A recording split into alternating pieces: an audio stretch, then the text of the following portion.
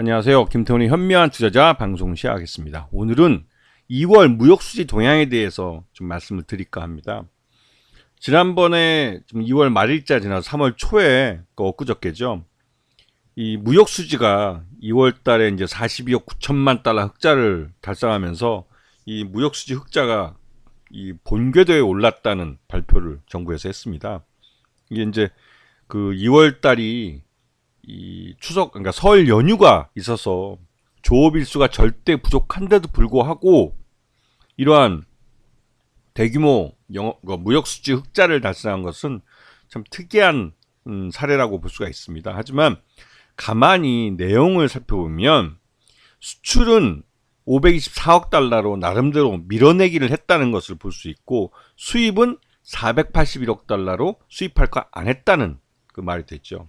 특히나 최근 들어서 이 기준금리 인하에 대한 가능성이 높아지고 원달러 환율이 여기에 민감하게 움직이고 있어서 수입업자 쪽에서는 가능하면 수입하는 시기를 늦추면 늦출수록 더 유리한 환율에서 수입을 할 수 있는 그런 상황이 벌어지고 있습니다. 그래서 수입은 점점 줄어들고 있는 그런 양상을 보이고 있고, 수출은 달러가 그래도 제값 받을 수 있을 때 하루에 더 빨리 이 수출을 하는 것이 유리하기 때문에 그래서 수출은 밀어내기를 하고 있는 거죠.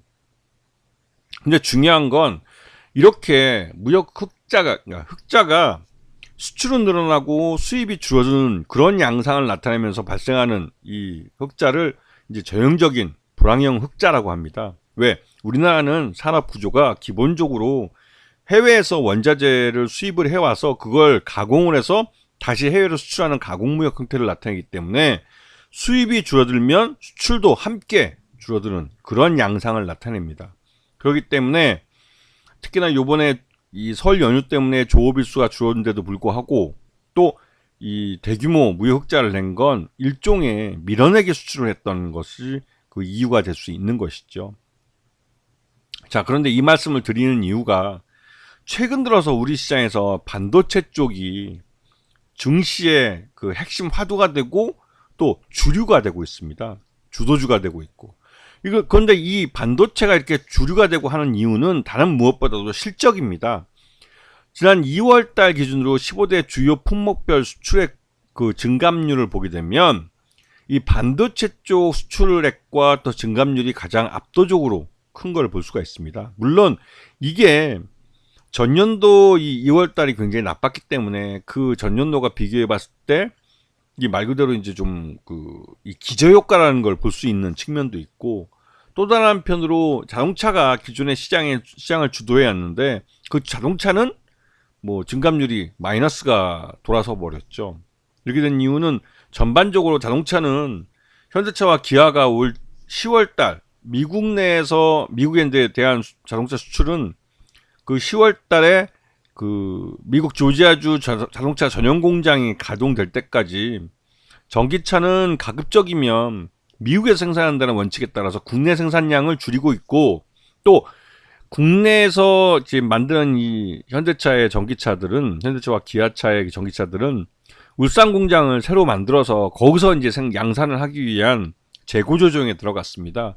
근데 그러한 부분이 영향을 미친 영향이 있고, 전반적으로 이 원달러 환율이 예전보다 이 달러가 좀 약세를 나타내고 있습니다. 그러다 보니 자동차 수출은 좀 줄어든 측면이 있죠. 왜냐하면 원화 가치가 오르면서 한국 제품이 가격이 좀 인상된 효과를 누리기 때문에 그렇습니다.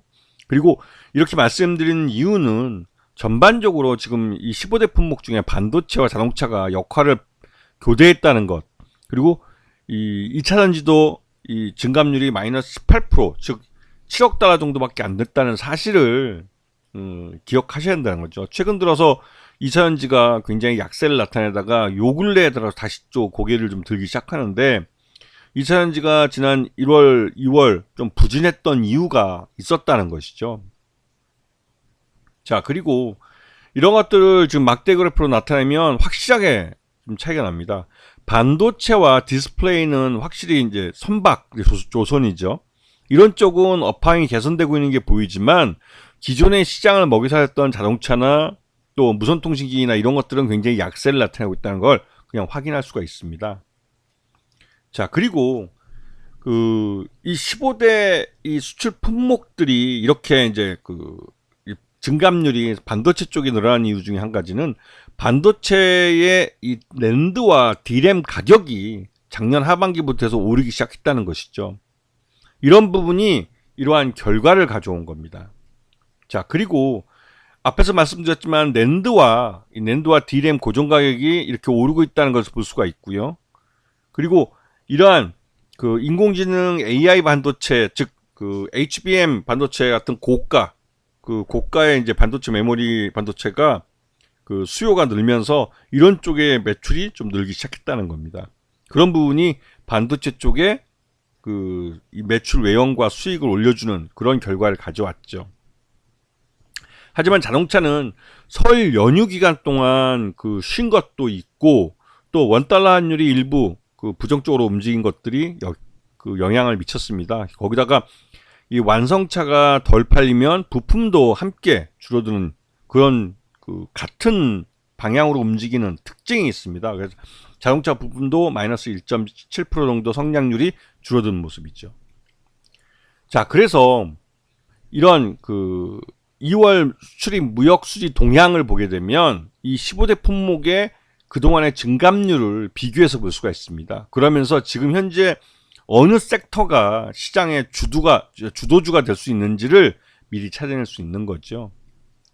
그리고 2월 반도체 수출 증가율을 보시면 확실하게 작년 연말부터 해서 살아나는 걸 볼 수가 있습니다. 그만큼 반도체 수출이 증가하고 있고 특히나 미국 쪽으로 반도체 수출이 많이 늘고 있는데 이거는 미국이 중국에 대한 견제로 중국에서 첨단 반도체를 생산하지 못하도록 규제를 하면서 이에 대한 대안으로 미국 쪽에서 대규모로 인플레이션 감축법이나 이런 걸 통해서 이 미국 기업들에 대해 베네핏을 주면서 미국에 대한 수출이 증가할 수 있는 여력이 생긴 거고 특히나 미국은 경기가 회복세를 먼저 나타내면서 중국은 경기 침체에 빠져들고 있죠. 우리처럼. 그래서 미국과 중국의 경기 차이에 따라서 미국에 대한 수출 증가가 늘어났고 그에 따라서 이제 첨단 반도체의 수출이 늘어나게 된 겁니다.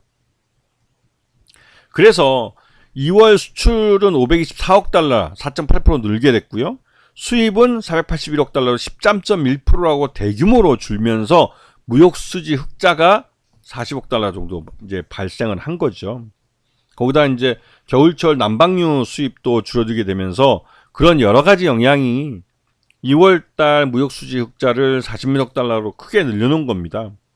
근데 이게 결국은 수입이 줄어든다는 건 가까운 미래에 수출도 함께 줄어든다는 것으로 지금 현재 보시게 되면 우리가 이제 월 524억 달러를 수출하면 그래도 양호한 거 아니냐라고 생각할지 모르겠지만 절대 외형은 줄고 있는 겁니다. 기본적으로 수출이 지금 같은 이제 세계 경기가 살아날 때는 수출 증가율이 600억 달러 넘어가고 있는 경우도 있는데 그 정도로 늘어나줄 필요가 있는데 지금 그러지 못하고 있다는 것이죠. 그래서 우리나라는 전체적으로 무역 규모가 점점 쪼그라들고 있는 그런 양상을 나타내고 있습니다. 그리고 수출이 들어온다는 것은 굉장히 리스키한 거죠. 이번 2월 달은 그래도 4.8% 정도 이 설 연휴 때문에도 자금 수지 때문에 밀어내기를 한 게 많기 때문에 그나마도 이 2월 달이 그나마 이제 좀 수출이 증가한 걸로 나타나고 있지만 전반적으로 우리나라는 불황형 흑자를 나타내고 있다는 것을 인지하셔야 됩니다. 그리고 이러한 불황형 흑자가 계속 이어진다 할지라도 결국은 절대 수출액이 줄기 때문에 굉장히 리스키하고 또 경기 침체로 빠져들고 있다는 말씀을 드리는 거죠. 그래서 지금 앞에서 말씀드렸듯이 반도체와 자동차가 이 주도주로서의 역할을 바꿨다는 걸 숫자로 확인하셨을 겁니다. 앞에서. 그렇기 때문에 지금은 반도체 쪽에서 좋은 종목들을 포트폴리오에 많이 담고 계셔야 되는 거죠. 그리고 하반기 때는 미국 조지아주 전기차 공장의 가동을 시작하기 때문에 거기에 관련된 부품이나 이런 것들을 납품하는 자동차 부품주나 이런 것들에게 하반기 때는 또 하나의 기회가 주어질 겁니다. 그렇기 때문에 지금 상반기 중에서는 반도체가 시장을 주도해가고 하반기는 자동차가 시장을 주도할 수 있다는 걸 인식하고 시장을 보셔야 되는 겁니다. 아시겠죠? 자, 오늘 방송 여기서 마치겠습니다. 감사합니다.